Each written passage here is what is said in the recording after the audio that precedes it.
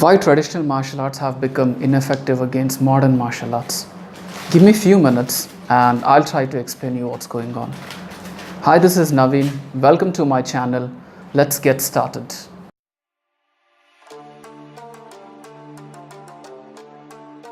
Now let's imagine you are trying to learn a foreign language. How would you go by that? You would attend classes, you would follow the curriculum and understand the concepts.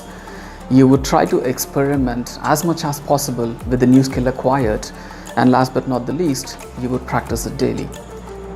Now, are you doing the same with the martial art you practiced? Most of the time, the answer would be no.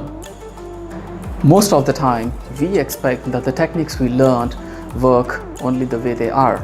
For example, if you were taught a middle block, you would only try to use it when there is an attack coming towards your chest.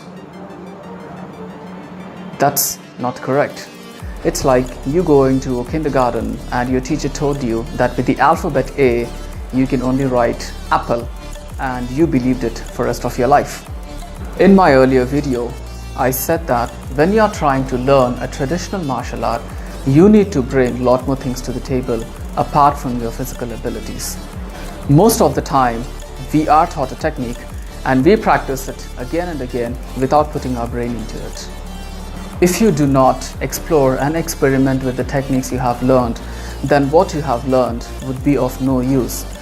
Let's compare a traditional martial art with a modern martial art style like MMA or Krav Maga for an example. Now, these modern martial arts do not have huge amount of techniques in their arsenal. They have very few techniques, but what they do is they practice those techniques against an opponent who is non-cooperative, non-submissive, and always challenges them. Now, this enables a practitioner to understand the practicality of executing these techniques and also understand the obstacles he would come across when he is trying to execute his technique either in the ring or on the street.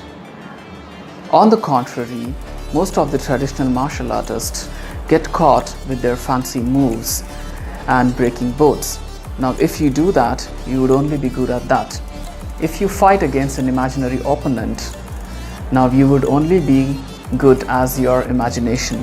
If you prioritize exhibitioning over functionality and fancy moves over practicality, that is what you would get.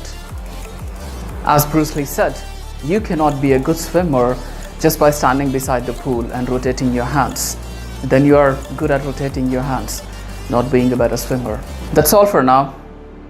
If you like this content, please subscribe for my channel. Thanks for your time and have a good one.